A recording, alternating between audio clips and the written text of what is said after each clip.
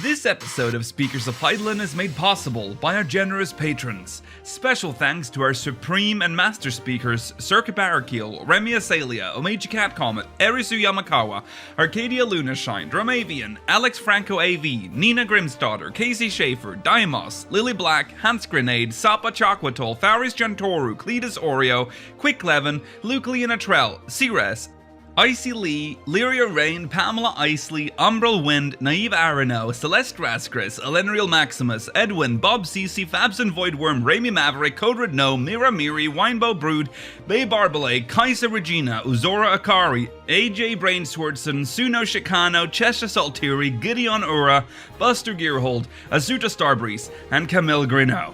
Support the show and become a patron today at patreon.com/speakersxiv. Thank you.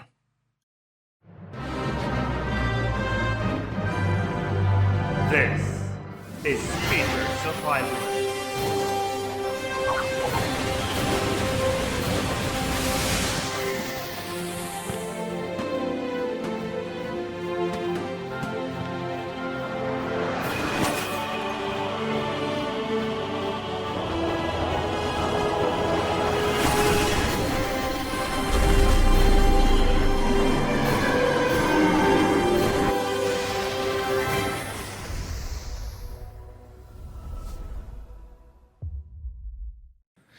Good evening, Aorsians. Welcome to Speakers of Eidolon episode 228. I'm Lakeel Bravestone, and I'm joined today by Georgi Wiston and Rollo Des. Well, I really don't like that. Ooh. Say the glasses thing. You didn't say it. I'm wearing glasses. What? There you go. I'm wearing glasses because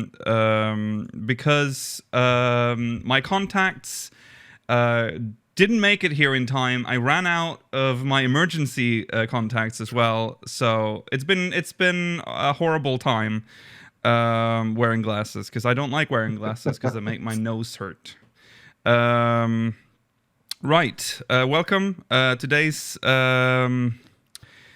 this week has happened. But in 14, and things have happened, but in 14, it's been relatively quiet. The only thing that's really happened is a very bizarre retraction of an announcement that we'll talk about later. It's also preparation for 5.41, which will be out next week, probably out by the time you watch this on YouTube. And we'll read a Backstage Investigators interview and then MogMail at the end of the show. Stay tuned for the post-show. We'll be reading questions from the Syndicate. And that's the post-show. Now, there isn't any channel updates. There's nothing much to say, but there is something we forgot to mention last time, which was minimum eye level, which we haven't really discussed, but we've mentioned this on stream, that it's gonna come back, but we need a new it needs a new twist to be entertaining again, because we want to go back to the dungeons we've done before, but in a different way. So that's how we'll survive, because the trial stuff didn't really work. So, we did Ifrit, we did Garuda, we did Ifrit, we did Titan.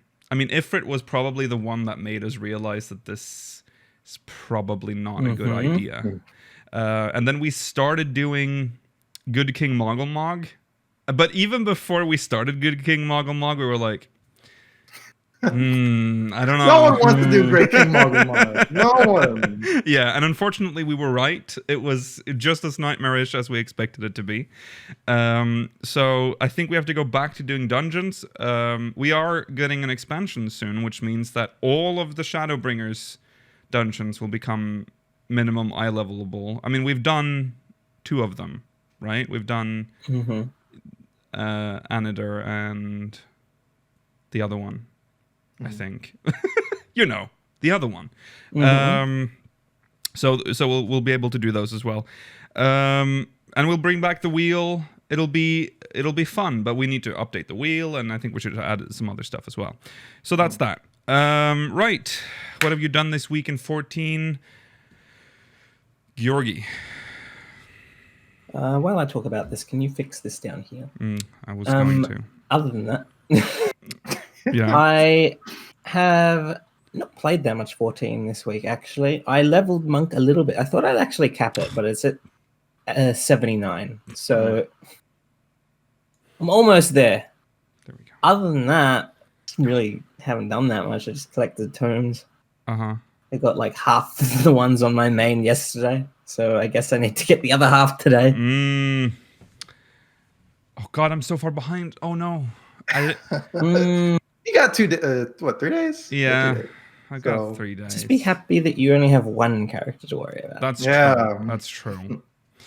Rollo? Yeah, I got Monk to 80. Nice. What the fuck is 6-sided star for? I don't know. I increased movement speed, and then it gets a longer GCD, right? It's they do it when like the boss is about to jump away, and you need to happen to. Yeah. Why do I need to move fast? It's so obscure that when they talked about the rework of Monk, they brought up that specific skill. That happened on this podcast, and I had just leveled it, and I'm like, is that a new skill that they're adding with this update? What is this skill? Yeah. Okay. Okay. Apparently, it does have its use, but of course. Boy, does it seem very niche? Reminds me of that old samurai skill that they changed. The one that you would charge up the meditate stacks or whatever. Yeah. And then you do a big attack. Well, once it was full, something like that. It's still kind of niche, especially normal content, I would say. Yeah. I've also been fucking fishing. I like fishing. Ooh. But it goes by so quick. I was like level 55, right? And I was like, hey, let me go do one leave, right? I'm going to do one leave, get a little bit of XP, right? And then like I spent 30 minutes trying to get the fish, and that got me 2 levels. And then I go turn in the leave, and it got me to 60 basically. So I was like, I guess I just had to do one leave for half of these levels. Uh-huh. That's why I've always said fishing is very, very easy to level. Unintentionally. Yeah. It is.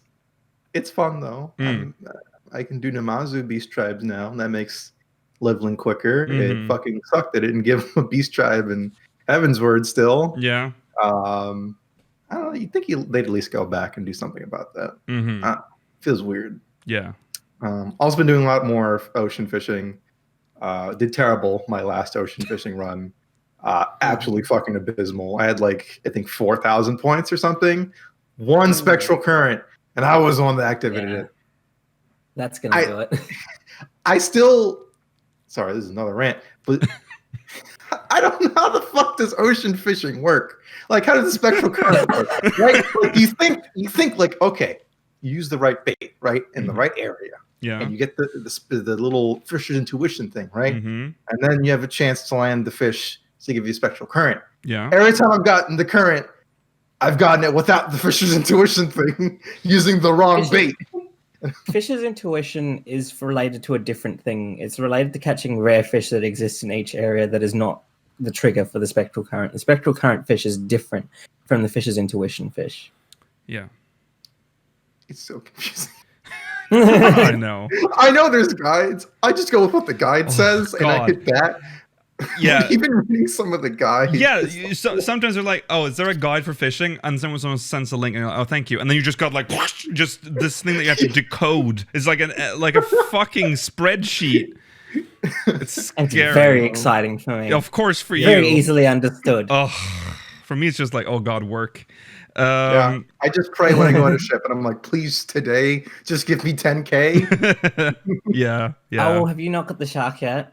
No, I'm trying. I haven't even. Okay, I don't do that. How am I supposed to remember? I've gotten lucky every time I felt like I want to do the ocean fishing thing. I look at the map and it's there. Yeah. That's it. Maybe there's like a link shell that like alerts every time there's. Oh, that should could be a just set- thing. You could just set a real world just set- alarm. Yeah, you could just set an alarm for every 2 hours. Yeah, be like, go fish right now. That's true. I could make like a macro because apparently that's how you do timers in game. Every time I log in and turn that on, I guess. I just I wish I did it more because I also want the shark, but I don't know. Do I? I know. I need Is it worth it? It's a cool shark. The mounts, the minion's cool too. The baby shark. Yeah. I want the much coveted Mamora. Oh yes, same. That one I want. Yeah. But that's for getting. I think it's 1 million total points from ocean fishing over the course of it, not cumulatively, not in one run, obviously. No. Keep you better fish every 2 hours on the hour. Set your alarm. All right. I haven't done. Well, I've got the Paladin relic. I know this is weird, but I have nothing else to do. I can't really level anymore, so now I do relics, and it just makes me realize how sad it is that I was doing the last step the other day, which you cannot you can do. No, sorry, I did. No, wait, I've started on a new relic. Wait, I finished the Paladin relic, which is I did the bitter memories or whatever, the thing you need 6 of. Did you do it in or out of Bosnia? No, I was trying to do it in Bosnia, but there was always too many people there, and there was already people doing it, like doing what I wanted to do. So I thought, you know what, I'll do it outside because I guess I only need 6. But of course, I do this at like 2-3 a.m. Europe time, so no one's online, so I can't do like anti-tower because I can't queue for it. But then I learned that you can use your squadron to do Farah Sirius. So I did Farah Sirius hard with my squadron, and they do it like I'm so used to trust and like how they do it because they're so fucking slow. But squadrons are really good. I brought 2 archers in because they have good AoE, and shit just melted. It was so quick. So if you can't get into the anti-tower, you can do Farah Sirius hard with your squadron. Bring 2 archers. It's a good, and go in as a healer, of course. It makes it easier. Get that damage up too. Was it like 50% more damage for each one? Yes. It's stupid. I don't know why Trust don't have that yet. And then I started a new relic for, I think it's Dancer, and that made me realize how sad this relic process is, because I felt like I was doing a Heaven Sword relic. There's no way I'm gonna bother doing it in Bosnia now that I'm like on my 3rd relic. I've done it for the other 2. I'm done. So I did the Heaven Sword Fates. It's so easy. It's like a better Atma. I don't actually hate the fact that you're guaranteed a drop as long as you get gold. That's fine. I don't really like the RNG anyways. And you need 20 of each. So you're going to be there for a while. But why are we doing it in a Heaven Sword zone that's already got a relic tied to it? Like, why are we doing that? Bizarre. It's all level 60 stuff. It's very interesting. Yeah. Did you do it with the Blue Mage or? No, I didn't. I did it. I just did it with because I you know me. Even though it's like 3 a.m., I'm always worried that there's gonna be some guy that doesn't have Blue Mage and that just wants to do this relic, and then I'm there like ruining the fate, and they don't get the item. So I just did it on White Mage. So the fates took a while. The fates took a while. Yeah. Not even as a DPS. You just I went as a healer. I love that you have that consideration, but when I go do it at the point in time that I know is like late at night for America, I still see hordes of Blue Mages just flying from fate to fate. The one time I decided to try and get some memories in Heavenswood zones. Yeah, I want to be nice. But it's weird that it's in. Why not Stormblood? Like Yeah. why? I suspect the next part will be Stormblood Zones. The one that comes in 0.5. Yeah. Is there like a lore reason for why at all? Like why we're finding these No. memories? No. No. Well, the reason is they want our past memories. Why specifically Heavenswood? I don't know. There's no explanation for why it's Heavensward. It could be anywhere, but it's Heavensward for some reason. Put in the Black Shroud. Yeah. You should make specifically just the Black Shroud. Because I think it's Stormblood, does Stormblood ever have a relic tied to it? Yeah, Eureka. Yeah, but it doesn't have in the overworld. There's no overworld. No. So why? pure- It's literally there. You can I take think that it's world. because they're saving Stormblood for the second part when we get the Bosnian Northern Front, maybe. Okay, yeah. I just don't like it. But it's if this had been in any other zone, like I would want it in a Shadowbringer zone, obviously, because then you could get all the Fate stuff as well done.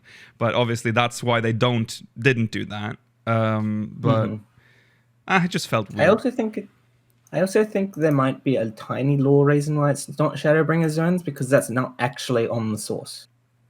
That's also I guess that true. would make Yeah, that sense. makes sense. Yeah. Okay. That's what we've done in 14 this week. I guess it's time to jump into recent events.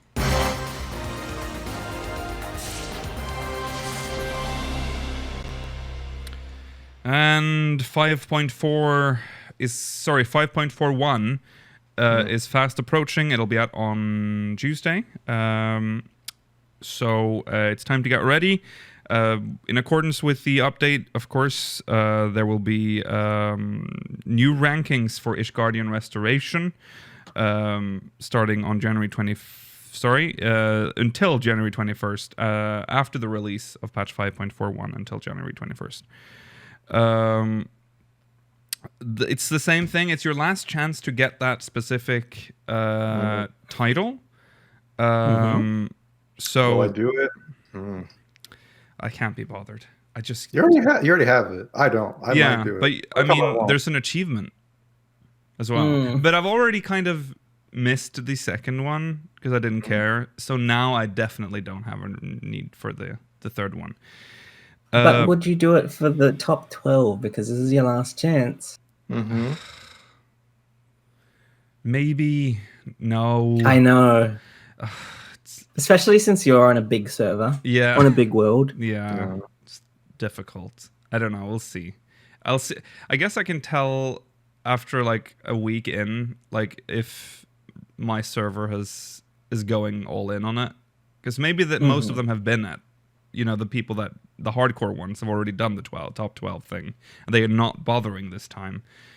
One can hope.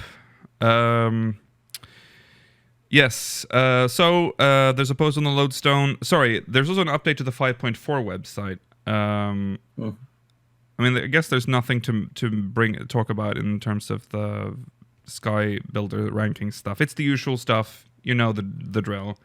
It's 10 days long. Yes. Ending on January 25th. Yes. So 5.4 website has been updated, and there's nothing new in terms of information on it, but it does have a few new pictures. Don't play the trailer. I guess we'll just look at them because they're new. Well, actually, they did add. No, they're all related to the Ishgardian Restoration. Yes. All right. Let's see. Normally, that should be very easy, but nothing is easy on this show. Let's see here. We'll be right there. All right. Okay, so here's the website. I guess we'll just scroll to the bottom. I mean, it is listed here under Ishgardian Restoration updates. Yes, that's the only 3 new pictures. Yeah, I guess we can watch them from here. So I'll start from the back and work. No, you know what? We'll start from this way. Okay, so this. of course, brought a lot of people joy. Looks kind of bad. You think it looks bad? Hot take? Yeah, Hot I take don't think it looks- from Des? I'm not a fan. Not a fan of how it looks. I think it looks really cool. I hate that the coat is like off the shoulder, about to fall off. I love that. Yeah. I would like I if it was agree. like that, I'd constantly be trying to pull it up. Yeah. That part I agree. Like, that looks annoying. I feel like I'd be constantly adjusting, trying to pull it back up. I do that in real life. You do that in real life. You walk wear your- around like a ball dress. Like you have your shoulders out like this. Yeah. What? How do you wear clothes? I've never seen you wear anything like this. Because I don't wear jackets or hoodies inside. Just draping off the shoulder. So really. you're telling me you're walking with it draped like this? This is the strangest thing I have ever. I don't think I've ever seen a living human walk around like that. It would be annoying to because it'd be constantly falling. Yeah. Yeah. I think chat's on my side with I don't this know. one. Okay, but chat is weird, and they want this. Those are just fucking sneakers, by the way. Like those are Nike high tops. They are. They are just sneakers. Yeah. I don't care for the shoes that much. Yeah, but I don't know. I think it's just okay. It's nothing crazy. It looks I would say it's the glamour that is the least related to Ishgard. yeah. It reminds me of like foreign tourists I would see when I was in Disney World. You know what I mean? Like, Yeah. They have something like this on. Yeah. I will say I feel like I saw a lot of people, not necessarily the shorts, because people don't wear shorts in Japan that often, at least when I've gone there, which was winter. But I've seen the jacket shirt thing a lot when I was in Japan. I don't know. I'm trying to Its figure out colors would be cold. I'm trying to figure out the physics of this shirt. The more I look at the girl on the right, the less it looks like she attached the shirt here where it starts to go down, because otherwise that will keep sliding down her arms. Maybe you see Well, the the idea is that the sleeves are tight enough that they prevent it from going further down. It's cutting off my fucking circulation now. Yeah. It's not that tight. This looks like uncomfortable clothing. Your circulation doesn't get cut off when you're wearing I don't know, leggings. Tight. Yeah, that's too tight. I don't like The fucking hype beast of Ishgard will love this. Yeah. I like comfy clothes. All right. This you can clean now with broom. I love playing. Why is there a Lalafell falling asleep in the background? I like it. Well, that's Hawk Manor too, huh? Yeah, why are they sweeping Hawk Manor? That's the real question. Yeah. So is this maid outfit? Is that coming? That already exists. We already have the maid outfit. It's on the Mog station. Oh yeah, you're right. So was part of it's literally they're showing a Mog station costume, but the broom is the reward. Yeah, Yes. Yeah. All right. Okay. It's just such a juxtapose. Oh wow, look at that really cool maid outfit. Like new players, oh wow, I can get that with the new update. And then someone's like, that costume is $29 on the Mog station. You can get the broom. I am pretty. I'll say. I mean, If there was ever an outfit on the Mog station cost $29, you know it's ridiculous. a joke. But yeah, all right. Next, Crab. Bubbly Bernie. Crab. Bubbly Bernie from 11. Finally, amount. We talked about this the other day, but that looks like literally just ripped from 11. Like even the textures on that mob, which is funny. But that's hype. Focus on ice box. Like use them as joysticks, you know? Like, I don't like that. Do you think they're like bony? The they're eyes? squishy. Oh right? god. Yeah, they are squishy. Oh my god, they're like little noodles. But like little stalks. and you can squeeze It's the like- eyes out. It's like in those Looney Tunes cartoons where they look at something and the eyes pop out, and then if someone just grabbed like Yes. the extended part of the eyes.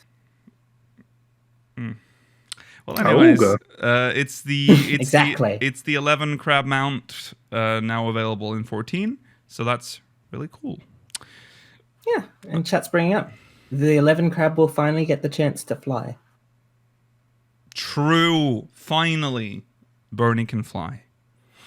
Oh, Okay, that's the updates to the website. Not very What? exciting. Well, it is a little it's a exciting. little bit exciting. On a semi-related note, what mounts from 11 do we still not have in 14, other than like the crawler? Oh, there's many. I can't even think of them all. Like, there's the Raptor. We don't have that. Oh, I can't think of the top of my head, but there are still others. 11's mounts, I will say, are way more lore appropriate than 14's. They are literally mobs from the world. Oh wow, there are a lot of mounts that are just mobs, huh? Yeah, because that makes sense. That's the You would beetle. tame your own monsters, not suddenly have a sperm mount. So the crawler is the one I Yeah, want it's with their just- little lips. It's just because no one wanted to collaborate with 11. I think a lot of people want. They have had a lot of collabs. I just don't think they've ever resulted in a mount. Just kidding, but yeah, I'm surprised we don't have a bomb mount, honestly, already. we have the bomb chair. Eh. But 11, like you're inside the bomb, which I feel like would not be Yes. feel good for anybody. There's like a big, ugly, like orc, like a bad war machina thing that you're inside, and it looks really horrible. That's a mount. They have a lot of weird mounts in 11, but they are all, with few exceptions, lore appropriate in 11. Right. Let's move on to the next. Oh yes, This is a good story. this is a very good story. It's a story told in two parts. So we'll just jump into part one. Good news, everyone.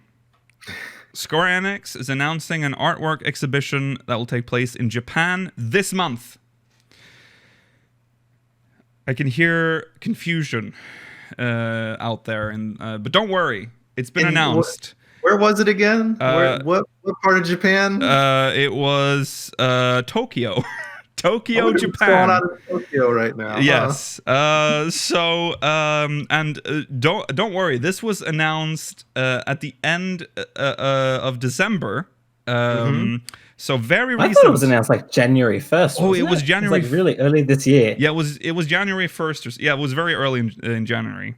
The exhibition will last only a few days, from January 8th to January 12th. So it's ongoing right now. Yes. Yeah. Not go. only will the exhibition showcase artwork from the game, but also scenic views displayed in different weather conditions via beautiful screenshots. Yeah. Were you? That's weird. But here, this one's kind of cool. This one's cool. The University of Tokyo Lego Club will contribute with its own piece made with over 200,000 blocks, reproducing one of Final Fantasy XIV's cities. It took over half a year to make it, and it comes with LED lighting. Now, Say, yeah. why does it not say which city? What is this mystery that they're proposing to us? It's Well- melty lips, so they brought it back. Yeah. I think in this, there's a couple of screenshots of like concept for this, and I think it's supposed to be Ishgard because the theme is Kurthus, so it's probably Ishgard. So, what naturally you'd think that's very odd to do. This is not a digital event. It is supposed to take place in an actual physical venue, the Uyane Plaza venue. So it's weird, especially if you look at just just look at the COVID cases in Japan right now. It's a weird time to announce this. So, to no one's surprise, artwork exhibition cancelled less than a week after the announcement. Damn it. God damn it, I didn't see that one coming. The exhibition was supposed to be hosted from January 8th to January 12th. Square Enix announced that it had been preparing for the exhibition, making sure that infection protection measures are measures are in place at the venue, I guess. Yet, after taking in consideration the current situation, they decided not to hold the event at this time in order to ensure the safety of attendees. What? This is like the most bizarre thing. Well, they've done a lot of weird things, but I am when I read this, I was reminded of their weird like reluctance to like cancel FanFest, which was this weird like it'll be fine. Guys, we've got it sorted. This was like they announced it during a massive spike. They were like, time for an exhibition, guys. Just a couple of days. We'll put out some disinfectant.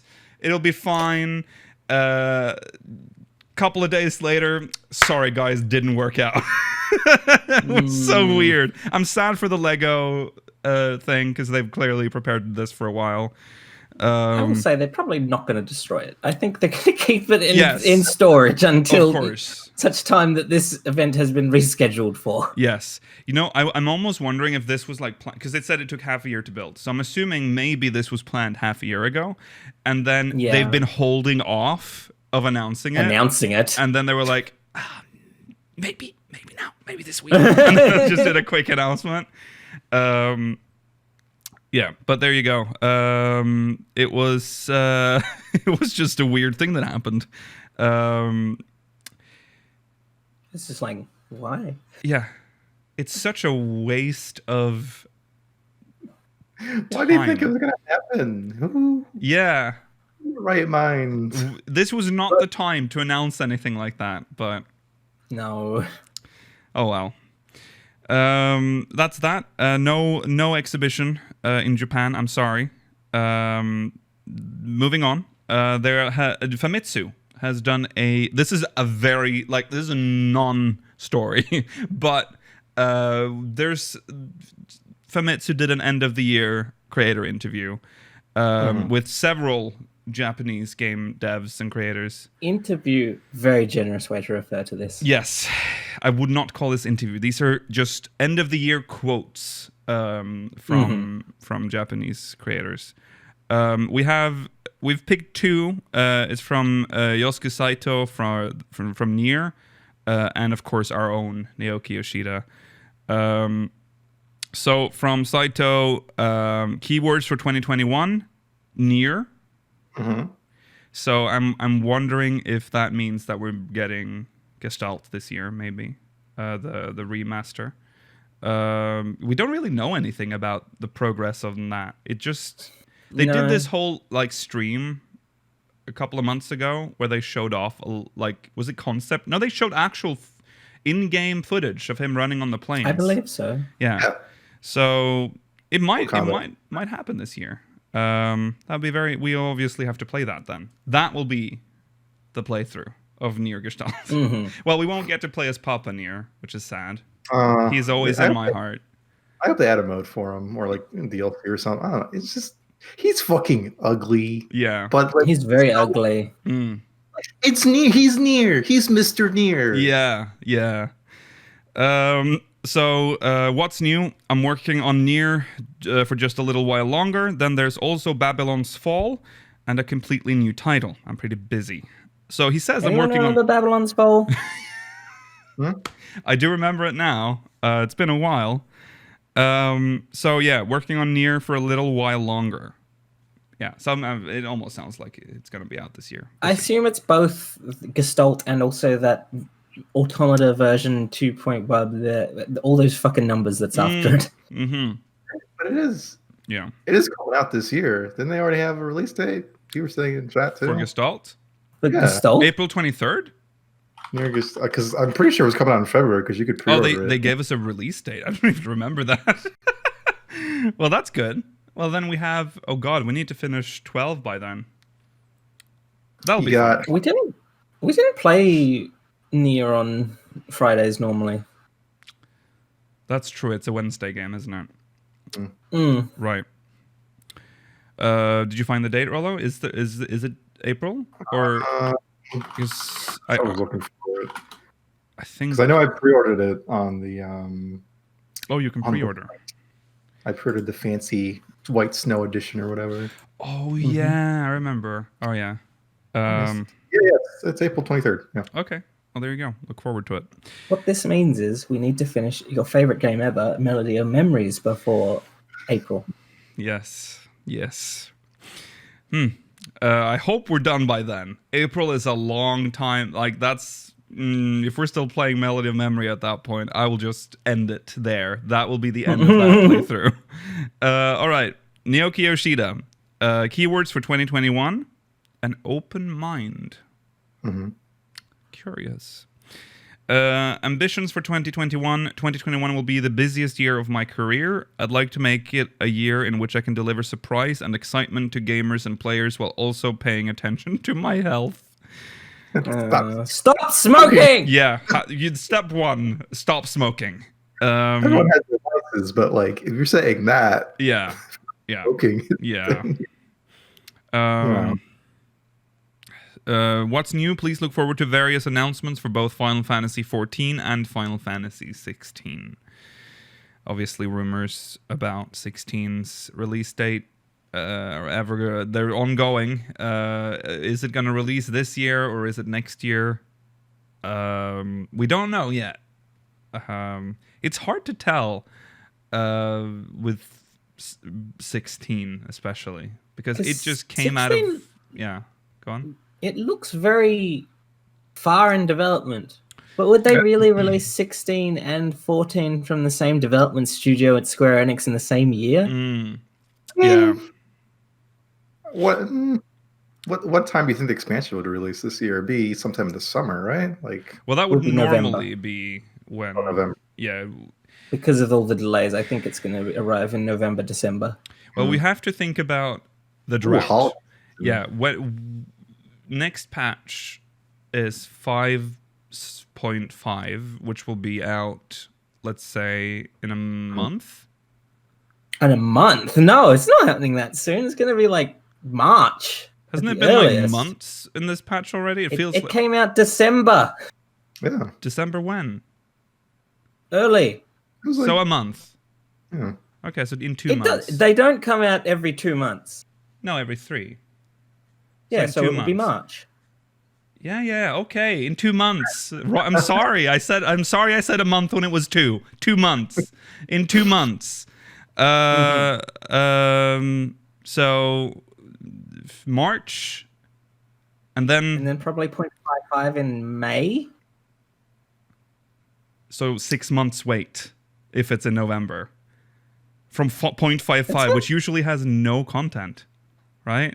I mean, it was 6 months from 0.45 to from 4.455 to Shadowbringers, wasn't it? I don't remember. Oh, that's gonna be such a long time. That's gonna feel so bad. I think November is too far. November is a long time to wait for an like leaving us on a cliffhanger for that long. Mm-hmm. Like when was... I don't remember the patch. Let me look up patch 4.5 and then 4.55. Yeah, I feel like September. So patch 4.55 is February. And delay was yeah, September if we're going to go with delay. Shadowbringers was July. So that's... How many months is it? Yeah. 1, 2, 3, 4, 5. So 5 months. So if 5 months after May, 1, 2, 3, 4, 5, October? Yeah. That's not really holiday season, at least, because I feel like if they're going to do 16, that would be holiday season material. Yeah. You're not going to release that in summer or start of the year even. What was Was Shadowbringers later than normal? Like, Yeah. Wasn't it summer? It came out. Yeah. So was there a delay? Came out July. Shadowbringers came out July 2nd. Yes. Okay. So Shadowbringers was already late when it came out. It's not. No, I don't think it's a delay. I think with how the cycle works, like each expansion comes out like a little bit less than a month after the last one in terms of its placement in the year each time. Mm-hmm. All right. Why are we talking about this again? I don't remember why we're on here. The 16th release date. Oh, yes. I'm trying to figure out when 16 would be They released in cannot relation to. not release 14's expansion this year. I agree with That you is there. a catastrophic move if they do. But, yeah, we'll see. 14 players would definitely double dip. They would be like, yes. They definitely. Well, I think they would, but would they buy them both at the same time? that's the problem. They want maximum profit from both. So if I it's think like a month would be kind of rough, but like 2 months apart like that, that would be. that's fine. That's still holiday season. So if they did like holidays 2021 Yeah. for 16. Yeah, that's if we get it that early. Yeah. I'm still thinking it's obvious that they want us to double dip because Yoshida has made it like very like 14, like he's focusing very on the 14 community to like look out for this game. So yeah. All right. Obviously we don't know anything about release dates, so we'll see. Do you think we'll get 16 news before the February the 5th? Probably not. No. Have they been pretty quiet about that, especially since they launched the website? Yeah. The only thing they said was that you won't get news until the new year. Yeah. I don't know. February is such a short. No, they'll probably it's not very long from now. Depends. I guess if 16 is more imminent, maybe we'll get more news before 14. But I don't know. I don't think so. Actually, maybe they will. Actually, when I think about it, well, it's weird for them to start the new year and then go 2 months without saying anything, especially if the game is. Because when did the website drop last year? December, right? Early December? Yeah. Was it December? November. I thought it was November. Yeah. Oh. Yeah. Yeah, so if they wait until February, that's a long period of time. Yeah. We'll see. All right, moving on. Main story. We have a Backstage investigators interview to read. This is with web director Hiroyuki Takachi. Someone we don't really hear about. Nope.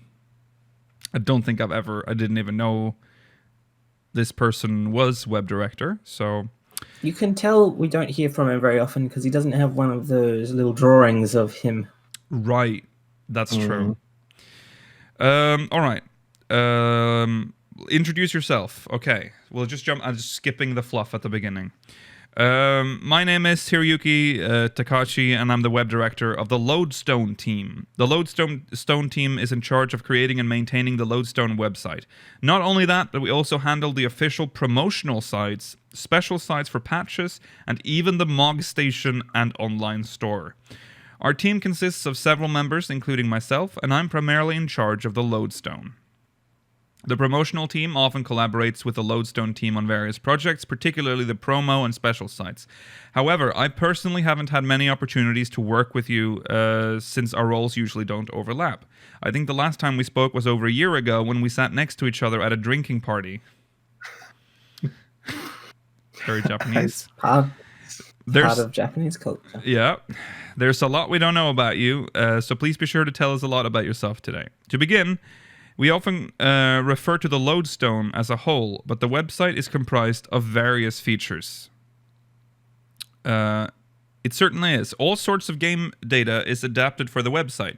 You can view the character profile for character-specific information, while the Eorzea database contains information on items, quests, and all kinds of other in-game content. Keeping these up to date with every game update is also part of our job. Do you remember when that wasn't a thing? Or maybe this is because this. I remember having to go to other websites to check this. The Eorzea database, I think it was called like Libra Eorzea originally. Isn't Libre Eorzea the app? Yes. Back in the day, that was all that we had. That was official. And I remember it was very lacking. Nowadays, though, you can get anything. You can find everything on it. It's very good now. As someone completely unfamiliar with web design, I'd like to know, does integrating in-game information into the website make it any different from managing a regular website? Also, does Libre Eorzea still exist? Or did they end service on that? I feel like I've seen it on the App Store still. Okay. I feel like it still exists, but I cannot confirm or deny. Okay. Libra Eorzea. I feel like... Oh, it was discontinued in 2019. Yeah, there you go. So that's sad. Rest in peace. Yes, for Final Fantasy IV... that's a possible Roar episode. I'm noting that down. Okay, on my hand, because I don't have paper. How are you gonna get footage from it? I still have it installed, so I can probably It still open works. it. I don't know. Okay. I'll find out. All right. Yes, for Final Fantasy XIV, there's a database server that relays game data and a separate one that manages lodestone data. In order to display in-game information on the lodestone, we have to connect these two servers, then convert and compile the data. Oh, and they're going to show us there's even a PowerPoint. One example of this is when you change your character's equipment in-game. There's a delay before that information is displayed on your character's lodestone page. This is because the two servers are relaying information to each other. So there's this very simple image, and I'm going to do a Yoshi P and just show you... Wow, nice laptop. Thank you. That is... it's very legible. there you go. It's a very business, like internal business-esque PowerPoint. Yeah. I'll say that. Yeah. So as you could clearly see from that, that's how that works. You know what? Let me give it a second attempt. Okay. I turned off the lights. That did nothing. Literally did nothing. Well, I think it's your screen brightness. I'm sorry. Oh yeah, it's the screen brightness. Okay. Well, I'm not going to do that a third time. Nowadays, it takes about an hour for in-game information to be displayed on the lodestone. However, back when A Realm Reborn was released 7 years ago, we underestimated the amount of incoming data and were over-optimistic about certain aspects of the website's design, and sometimes it took up to more than half a day for the lodestone to reflect in-game changes. Is there any point in visiting the website to view this outdated information? Sums up the situation back then. Smiles wryly. It took many discussions with the web programming team and maintenances for the lodestone to reach its current state. Yeah, the lodestone has had a life. I think he's going to hit on that. It used to be very ugly. It used to be a product of its time. A very old MMO website look. Time it looked like a 2000s website when it released in the 2010s. Yeah, they had this like weird like design choice where they wanted the website to kind of look like it was Eorzean. Do you know what I mean? Like they had like these weird like marbled like weird. It was trying to look kind of like the launcher of 1.0 with like the white like slightly glossy. Looks like it's like might be metal. Yeah. I feel as if the original version of the Tales of the Calamity pages looks like that. Yeah. I think they've updated them visually a little bit to be more in line with what we now get for the Tales of the Calamity. Yeah. Or Tales of the etc. Yeah. On a different note, how long have you been with the 14 team? Takachi says, I've been with the team since about a year and a half before A Realm Reborn was released. During my hiring interview, producer and director Yoshida made it clear that my mission would be to create the Lodestone website. Having said that, there weren't any other team members when I joined. You were all alone? That sounds like quite the predicament. Takashi says, the designers who worked on the old Lodestone joined me a month later, and I also called on some connections from my previous jobs, so our team expanded over time. Speaking of when I was first hired, I spent about 2 weeks playing Final Fantasy XIV version 1.0 and other companies' games to learn more about online games at the time. I had some experience with Ultima Online when I was still a student, but hadn't played any online games after I started working. Oh, and I had to play 1.0 to like figure out how online games worked. That's not a good that's not a good way to learn. I believe 14 version of 1.0 and A Realm Reborn were being developed alongside each other around the time that you joined. That's right. Although I hadn't worked on version 1.0 myself, I felt a lot of pressure when remaking the site, since players were already familiar with the lodestone during Final Fantasy XIV version 1.0. It was also my first time working on a website of this scale, and there was already a deadline to finish it in time for the... it was already a deadline for finishing it in time for the launch of A Realm Reborn. So I remember it being very challenging. Oh, and here's okay. I'm going to try again. All right? Mm-hmm. Now there's a screenshot of the 1.0 lodestone. Oh, come on. We can it looks so much like the Dragon Quest X website. Yes. I wonder if it was the same dude. Yeah. It's out of focus, but you can see it. It's hello. There we go.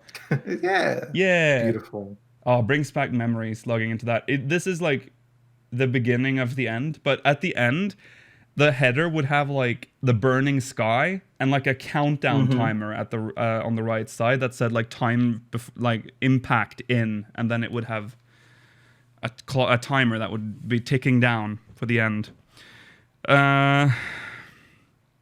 Okay, so the blog feature that was popular even on the old lodestone. The Eorzean database didn't exist back then, obviously. No, it did not. Oh my god, another blast from the past. The Heavensward lodestone. Oh. That I do remember. Yeah. I remember when they added Rogue and Ninja mid-expansion. Yeah. I mean, looking at it now, that looks really dated now, still. I mean, it's starting to look old. Okay. So, the lodestone after its rebirth looked a little different from our current lodestone. Yes. The lodestone has all sorts of features now, but what kind of website were you aiming to create back then? Takachi said, I emphasize two main goals: building community and relaying information. Building community can be seen in a blog feature, which allows players to interact with each other even if they're not logged into the game. How often do you use the blog feature? I think it's more popular in Japan. Yeah.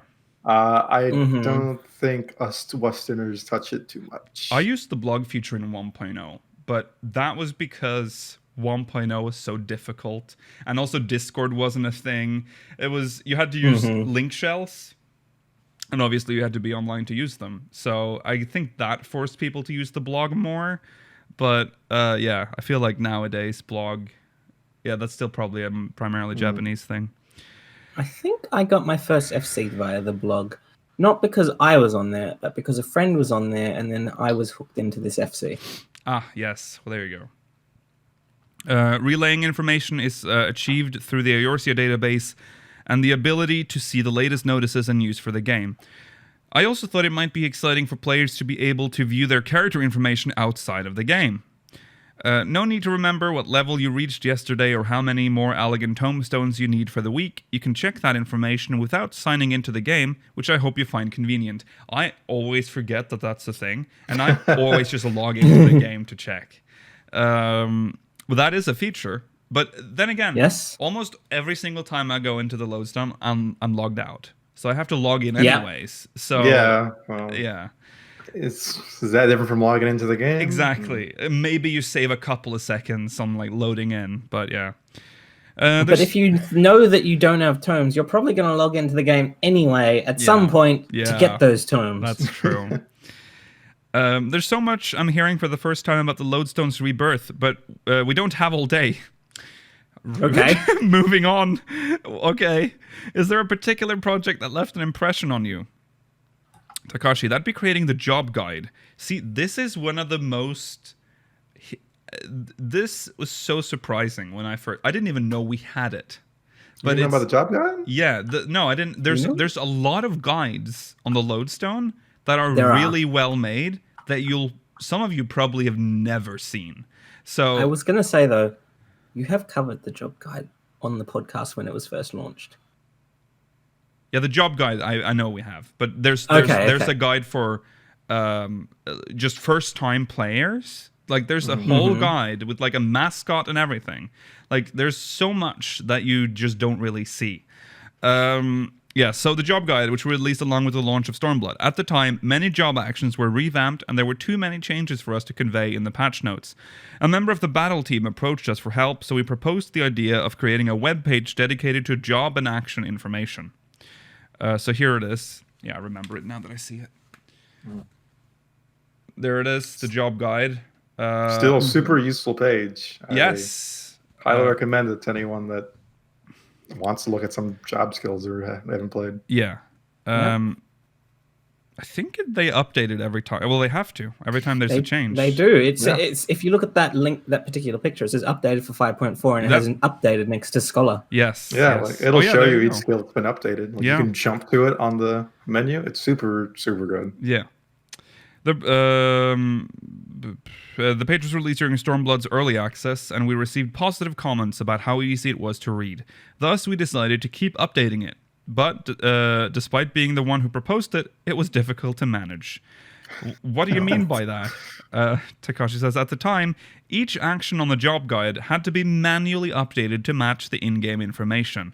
It was manageable if it was just a one-time thing, but keeping the job guide up to date with every patch meant a tremendous amount of work.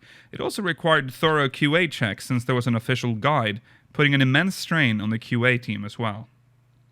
I can certainly see why, since there's been so many numbers and intricate details involved. Despite these problems, it made us happy to see the players enjoyed the job guide, so we still wanted to keep updating it. As we continued to update it manually, we eventually felt that automation would be necessary to continue. Little by little, we began piecing together a method that would automatically reflect in-game data, and we were finally able to automate the task in patch 5.05. Since then, we've taken that even further, and now the process is almost fully automated whenever the game is updated. The web page may not have changed from the player's point of view, but it's actually a culmination of our efforts up until that point. Well, that's good. That's it feels like a very speaker's way. If like the manual input thing, if we had a website like this, that would have been the method forever. That would have just been constant. And it would always be like 3 patches behind. Just like the podcast. Yeah. It's like the audio podcast feed. We actually have that problem on the website right now, and it is the website feed. The feed that takes our videos and puts it on the front page has to be done manually. I have to run that task manually. So right now, it's probably a week behind. So every week, I have to go in and run that process manually. All right. On the more recent side of things, we had the launch of the Community Finder. Yes. Remember when we added the FC on there and I made this cool header? Speckers of Heidelin. So it said Seckers of Heidelin. So that was fun. Speckers. No, the FC is it was Seekers. Speckers because the FC is Seekers. Yeah. Correct. That was the thing. All right. As you know, the Community Finder was created through the combined effort of the promotional and Lodestone teams. The promotional team wanted something to help form player communities, and the Lodestone team was also independently working on an idea for a recruitment tool. Since our intentions were similar, we decided to collaborate. Although it wasn't directly involved, I remember seeing you meticulously coordinating with other promotional team members.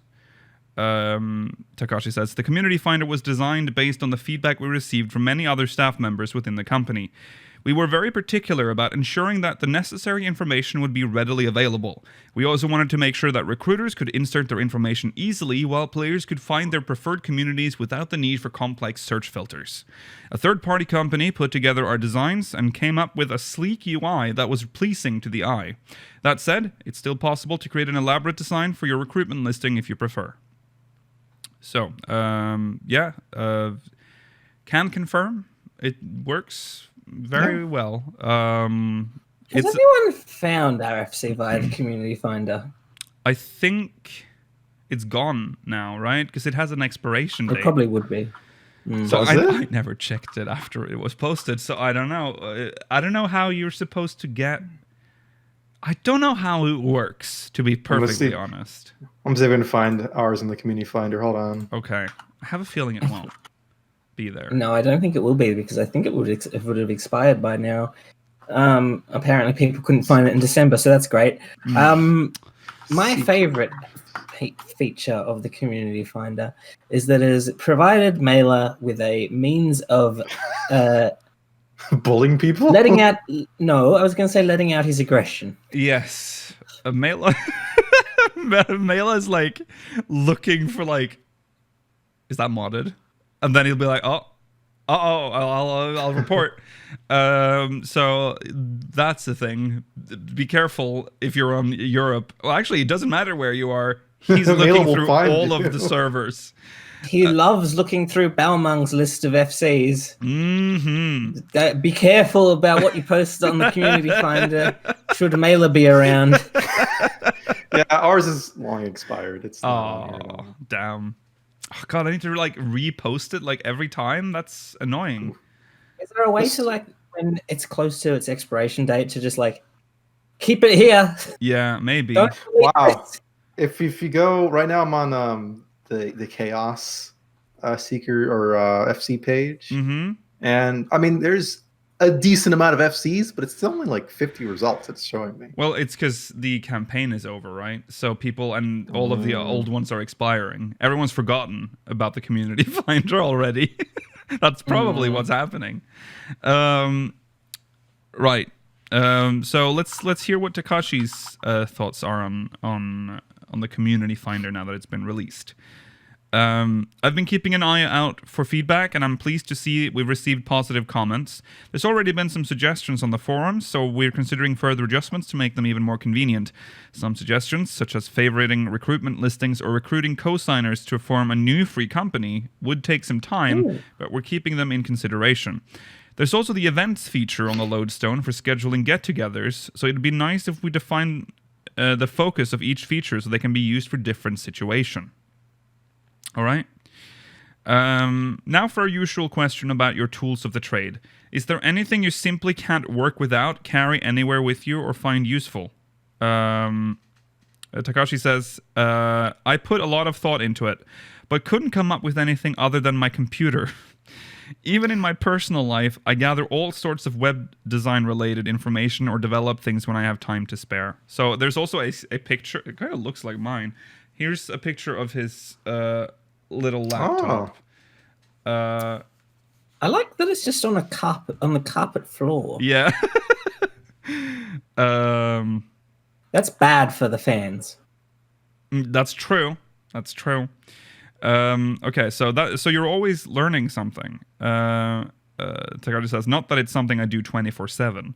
Laughs. As time passes on, web tools and how people use the web will change. I can't help but bookmark websites that I find fascinating. There's always game data involved in them, designing websites for 14, so I usually can't replicate what other people have done, but they still give me the inspiration to incorporate them in my own way. Hama is the interviewer. I guess I didn't mention their name.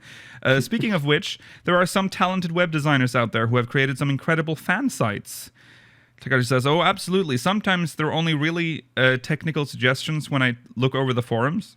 Since 14 is an online game. There are some. Sorry, there are some really technical There suggestions. are only really technical suggestions on the forums. I put only in there for some reason. Sometimes there are some really technical suggestions when I look over the forums. Since 14 is an online game, I suppose there are quite a lot of players who are familiar with that sort of thing.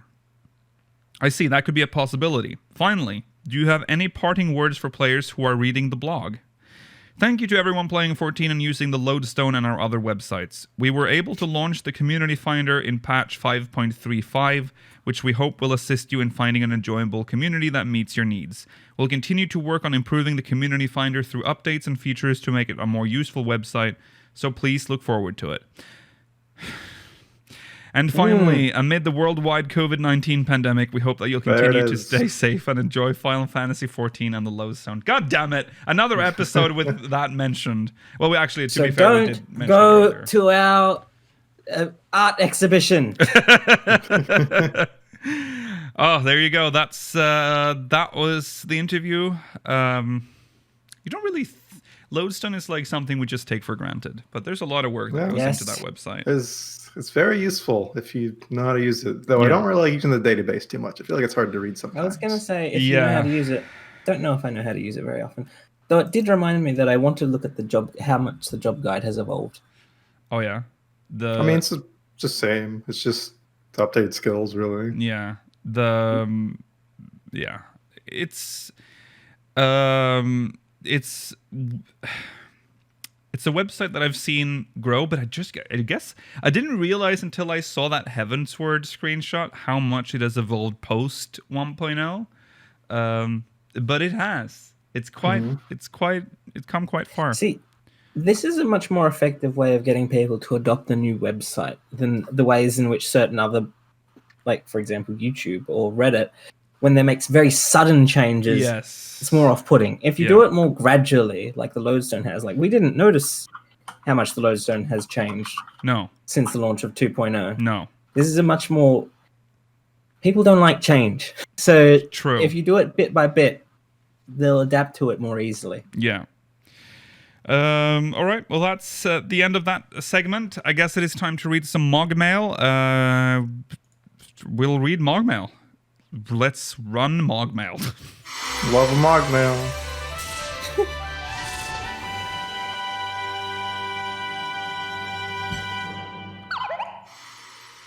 Oh God. Okay.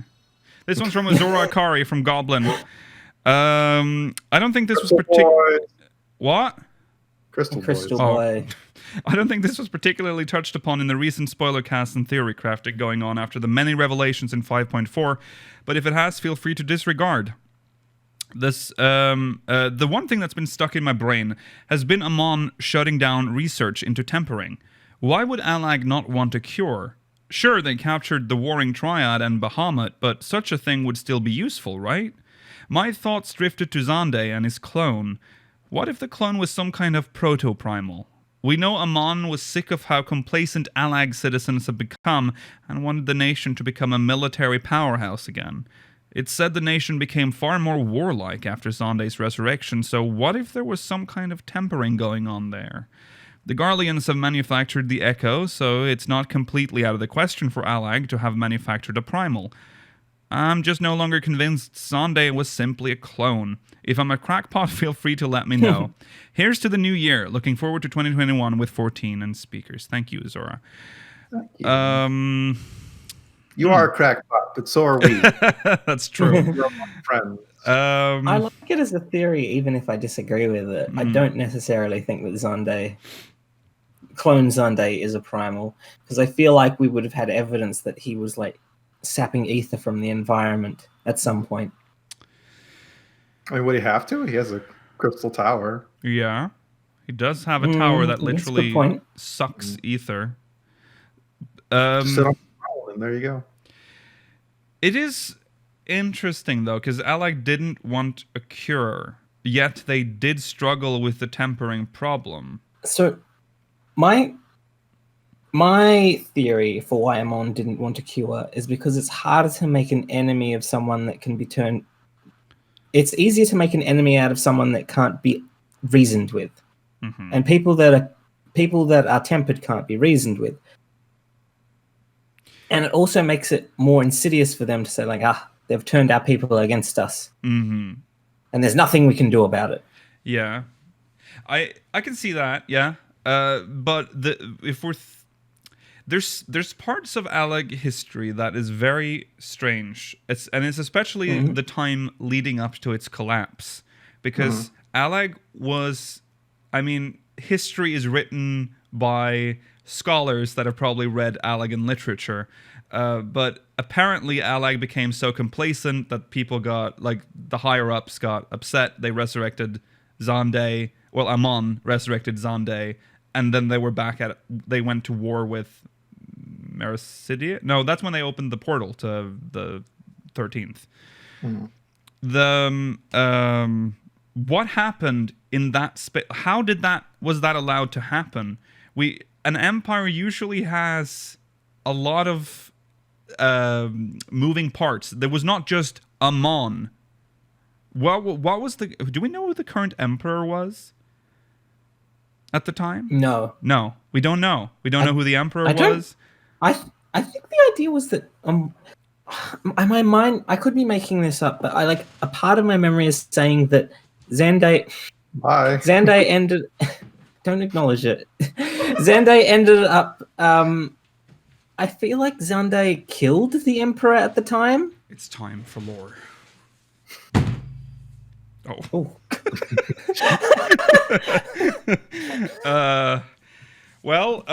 Yes. I think the little we have. I think it should be in the first lore book. Yeah, I think so too. Mhm. Here it is. All right, so let's just jump. So Amon is a big figure in Allagan history. But he was not the guy we're looking for right now. Let's see.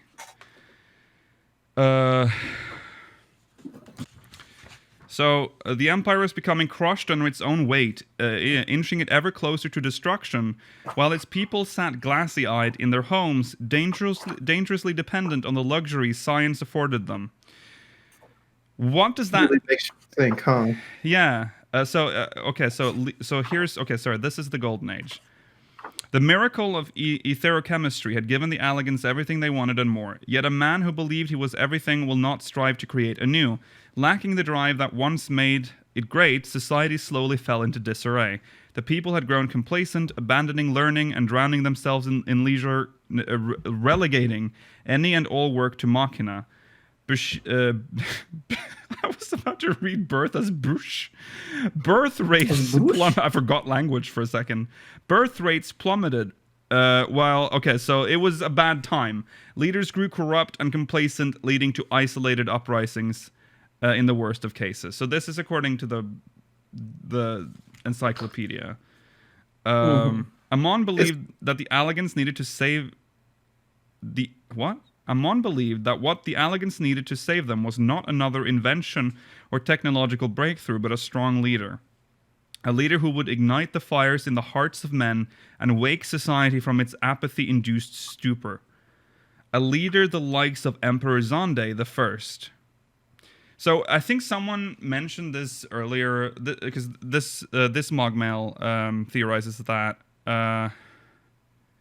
they're theorizing the same thing. It does sound like kind of setting up for a primal summoning. Mm-hmm. Xandai's resurrection is strange, and we know that Asians were there. We know that Emmet Selk was there.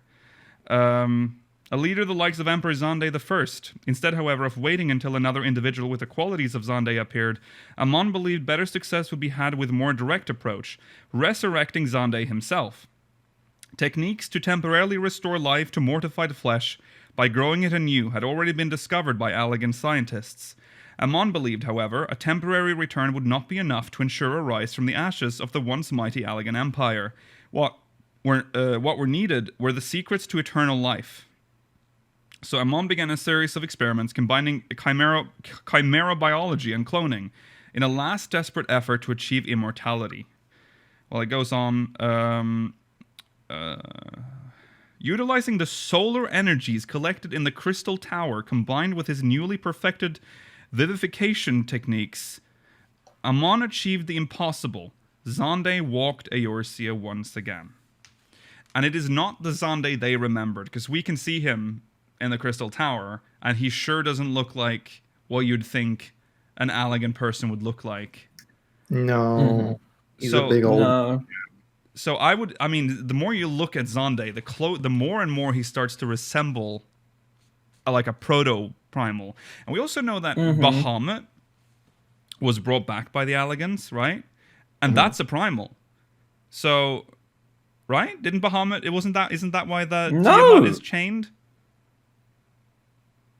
They didn't bring Tiamat summoned Bahamut with a Asian's help, and then they captured the primal. Oh, it was an Asian that did it, right? Then they captured primal Bahamut. Right. I guess that So, well, I mean, again, that probably underscores the point even more.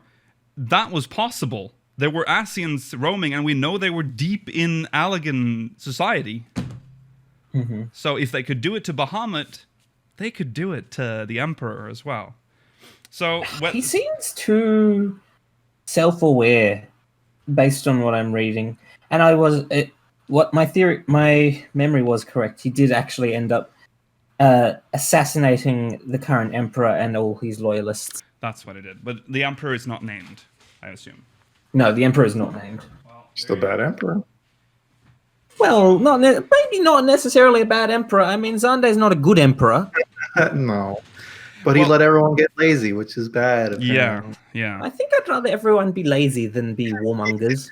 Yeah, it's weird that it's like, oh, it's so terrible. These awful, lazy people depending on machines. Yeah. And just seeking pleasures, but not fucking. They were not having kids. No. That's the important part. Well, the important part was they stopped studying, so they were losing technology. Like, they weren't able to rebuild or repair things. Like, it was getting pretty bad, according to the encyclopedia.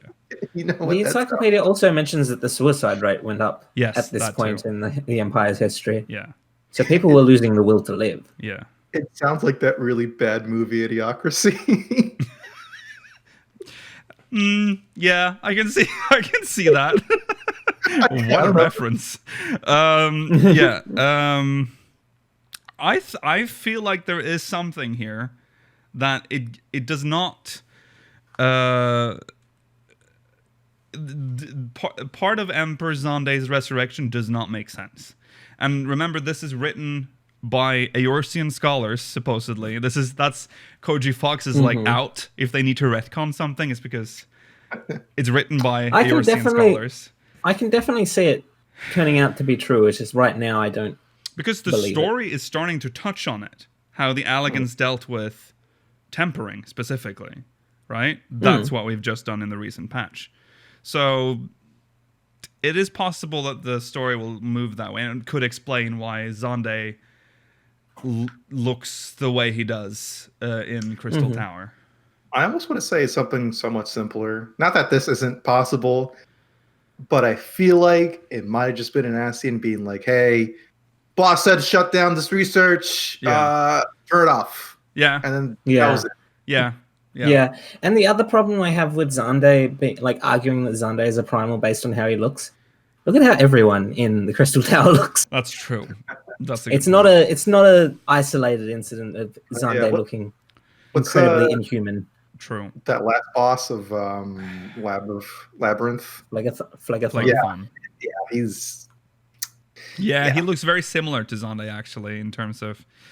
Yeah, I guess... I'm not against this theory. I can definitely see it coming true. I don't necessarily believe it right now. Well, Phlegathon did not open a rift in space and time to the 13th. No. There is something with Zande that's more powerful, and he had powers that he probably should not been wielding. But the question is specifically about tempering, and maybe because I would think if I was working in the Allagan government, that suddenly, first of all, the Emperor's dead, and his family. Oh, I guess I'm dead too, because they killed... Did they kill everyone? They killed all the loyalists. You would probably be dead. So the government is dead. Okay, well... Everyone that was reasonable was probably killed by Amon and Zande. So I think you can't put much reason into this. So here's my story. I work in the government. I'm dead. So, end of my story, I guess. Right. I guess we'll... This is a story that will develop in the patches, I think. So that's... I feel we'll get more information about this in maybe another lore book. I don't know if they'll touch on it in game just yet, but... Yeah. I mean, we are Oh yeah, I haven't even thought about the fact that we have like an Allegan twist to the story right now. We have an Allegan connection. And we have Graha, which makes sense. Yes. Interesting. Especially if the story is going to touch on what's underneath Silvertier. But alright, interesting. Well, thank you, Zora. I don't know if we came to any conclusion or anything, but it's we did something. Alright, next MogMail is from Squee, from No Server. They are ethereal. Possible Hello, speakers. I enjoy some good left field theories, and I wanted to present one or several of my own. The Convocation of 14, or 13 in this case, are named after the Espers in 12. The ancients were based off ancient Greek, and the Esper names are Hebrew. I was thinking, could there be a connection, and could these titles be older than the ancients themselves? The titles are connected to the constellations, which are descendant from the constellations known in Babylon, part of the ancient Mesopotamia. Jesus. On the more religious matters, we're going deep. We're going deep here. On the more religious matters, Hebrew's origin is also Mesopotamian.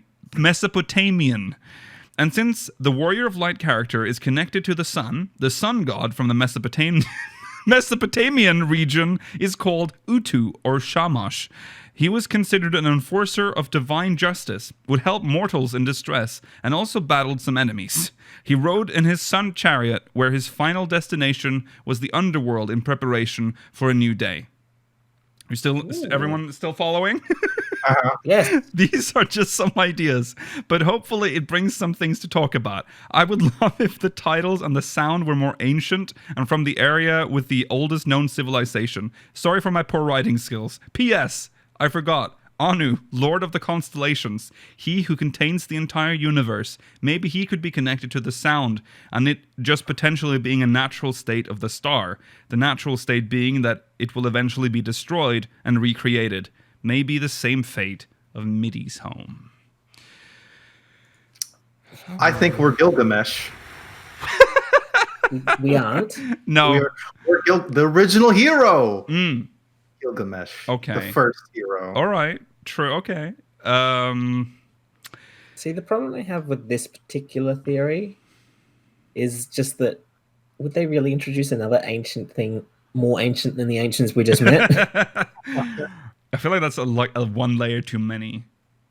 Yeah, Possibly. that's like. Well, actually, I can see the sound being like very old. Yes. Like that's almost like Cthulhu. Like I feel like it's just this. We don't even can't comprehend it. Also, just by the way, I feel like we've forgotten about the last boss of the what's the Amarot dungeon? What is that? And why does it exist? And why is it? All their fears. The last boss, it was their fears come to manifest. It's just very Cthulhu-esque is all I have to say. Someone in Amarot was very scared of four-legged slot machines. Yes. Yes, anyways. Yes, I think the sound is probably the most ancient thing that there is in this universe. No,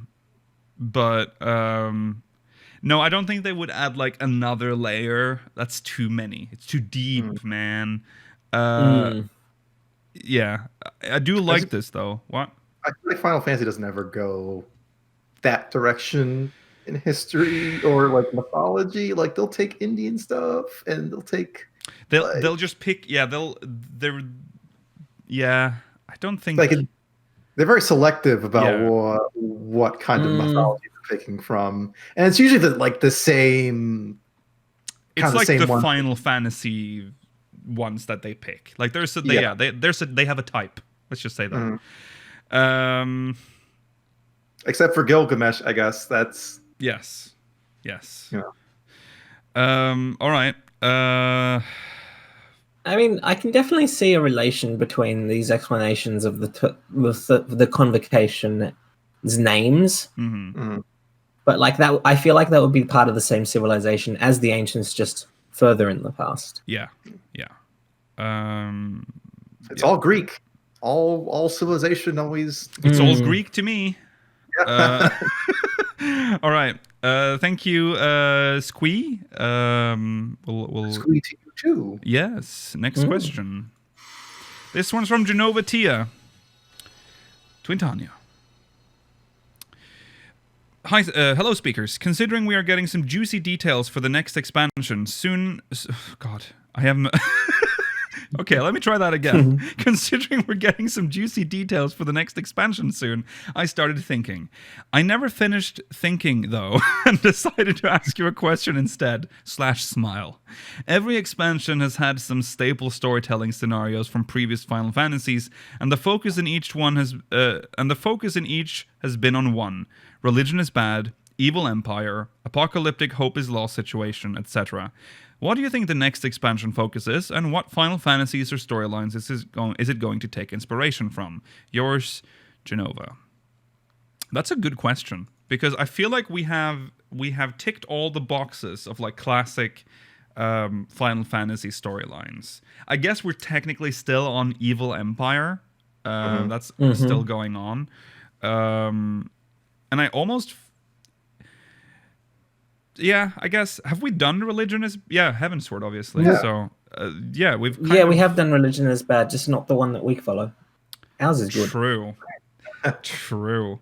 Yeah, we are missing eco-terrorism, though. That's environmental stuff. That's true. We Yeah. haven't touched that yet. wasn't like I nine think we- kind of an I environment? feel like there are some side stories that are related to ecology, but I can't specifically name any off the top of my head. Yeah, but side stories don't count, though. We're talking like overarching story, like the main story. I think you get some in the Blue Mage stuff with the... Yeah, you do. Yes, you do. You do Kinda like, there. Yeah. leave our toxic blue stuff alone. We do have, ceruleum is that one catalyst we could have for like an environmental thing, because ceruleum is still kind of like this mysterious goo that just powers things. Yeah.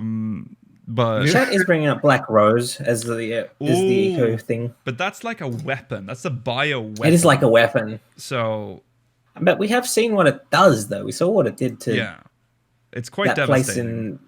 in the fringes. It could potentially lead to the end of the world, which we've also seen. So it's I think in the new expansion, we're gonna have this new area. It's gonna be all water. It's gonna be filled with oil platforms, and you have to. The fates are gonna be we have to clean up the oil spills. Or sorry, the ceruleum spills. So that's going to be confusing because ceruleum is the same color as water. yes. It'll be on fire, so you know where to find it. Yes, I see. Okay, but I was going to say I like the aesthetic of oil platforms. You So do? that would be exciting. Oh, that's so scary. I hate that. They I know, go that's deep. part of why I like them, No. because they're terrifying, and also because I know you'll be afraid. You'll fall in and they'll suck you down into the big tube. I don't think final that ours area. will have the big tubes. Oh, actually, maybe they will have the big tubes, and that's how you get to other places. Like you have to go into the big tubes, and they get you to other areas in the ocean. No, I don't want this. I like this. No. Okay. It's like a mix of oil ocean zone and chemical plant zone in Sonic. So you use tubes to get everywhere. Terrible. Oh, good lord. You've made me very excited for this hypothetical area. Rollo. Sorry, ceruleum platforms. Oil platforms are cool. No. Aesthetically. No. Aesthetically, yeah, I get it. You think oil platforms look cool? Like aesthetically, Yeah. it's like, I think they look scary. They look like this horrible creature in the They middle don't of the scare me in the same sea. way that cranes do. Cranes are terrifying. Yes. Cranes. scare you? Yeah. They're What are big. cranes- like the bird or the The tool, the vehicle, not the bird. I don't know. Yeah. Why it We're scary? both It's just- terrified of the bird, Rollo. That's scary. God. I don't know your fears. I don't exploit your fears for nothing. I've never experienced a crane in real life, Rollo. Never I've experienced a crane. What does that mean? We are derailing. We are derailing. Anyways, what do you think the next expansion focus is? Definitely not oil platforms. I would assume it's the apocalyptic hope is lost Yeah, situation. kind of feels like we're going there already. So, which is technically where we've already been there, but we're going again, baby. All right. The evil empire is kind of like Just not as much of a always. threat anymore. The evil empire is just a storyline that's that's true. We What haven't. was the theme for FF9? Was that environment kind of thing? Yes, Or it Or was. was that like youth? I don't know. Well, it was environment, dimension. It was very Nine's story. Difficult, difficult to explain. All right. Thank you, Genova. Thank you, Genova. Moving on to the last MogMail. No, I think we should maybe save it. It's Why? Now we're in the void. Oh, because we're because we're at the end of the show. Oh, but I just want to have one episode where we just read every MogMail. Okay, we can do that if you really want to. You can bring it back from the void. So dark. I mean, it's very dark. Yeah, I'm leaving us on this black screen until I have decided. This is what it's like at nighttime. This is from Alison De Laurentiis from Marlborough. I have a theory. So in 5.4, Yashtola mentions that the Amalja claimed that their kind had been abducted and that they blame mankind. Van Daniel reports to Xenos that he's awake in the first of the beasts, probably referring to Lunar Bahamut. I am sure that the tower is controlling those missing Amaljas she's mentioning. The question, is it simply to spread chaos or make an army of brainwashed soldiers? Or could they gather those beast tribes and use them to summon their primals under Van Daniel's control to destroy the world, lunar versions? Maybe the final days for us is people's prayers for salvation made into their demise in the same way the ancients were attacked by their worst fears. Happy New Year. Also Happy New Year. Happy New Year, Alison. Happy New Year. I like this theory a lot. Because for some reason, I didn't even consider that the Amalja were probably just tempered by one of the towers. Oh, I thought didn't we say that last episode? I guess we never talked about the Amalja in the previous episode. We just mentioned it. We didn't have time, but that makes sense, right? That's why they disappeared. That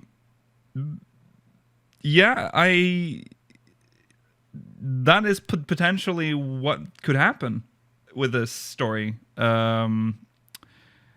It's just a repeat of what the ancients did. Maybe. I don't know. I don't know where this is. Oh, that's what the thing under Silvertier is. Why would they be saying glory to Garlemald, though? That's true. They do say glory to Garlemald, which. Or is that just like a cover for like, hey, I'm using Xenos and he thinks he's getting all these soldiers or something. But I'll flip the switch and then they'll turn into one big primal. Yeah. I don't know. Of lids. That is. Yeah, Van Daniel said he was going to retell the final days. Yeah, that's true. So maybe that is what we're getting. We're getting our version of the final days. Isn't that what's said? Yeah, that's what's said in the end of patch 5.3. The final chapter, I think, was what that was. Of this star. Of the story of this star. All right. I think that these revitalized lunar versions of primals, could they be dungeon bosses? Because I kind of don't want to fight them as trials again. Yeah. I hope so. Oh god, maybe they'll be the trial. They might be the trial series for the next expansion. I really don't want to because there's only going to be a very select number of them. Yeah, I don't know. Maybe it'll just be a dungeon. The dungeon for 5.5. I would be okay with them being like the bosses in the same way that we had the Light Wardens for Shadowbringers. Yeah. I don't just want to fight Ramu with like slugs coming out of his head or something. Ew. But also we did just refight them. Yeah, like I don't. That was cool. I just don't want to do that. Yeah. We'll see. Well, thank you, Alison. Happy New Year. Didn't say that last episode. Yes, I did. I even said the wrong year in the last episode. I said happy 2020 or Yes. whatever. So that's good.